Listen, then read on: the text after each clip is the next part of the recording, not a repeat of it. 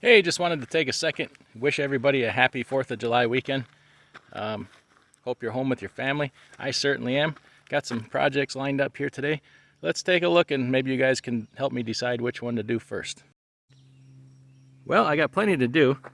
Orange one needs a full PM service and a couple little odds and ends.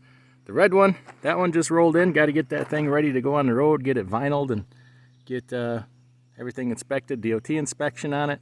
Just make sure she's ready to go on the road. The white one's coming off the road, so we need to de-identify that one, and it won't start. So we need to figure out why she won't start.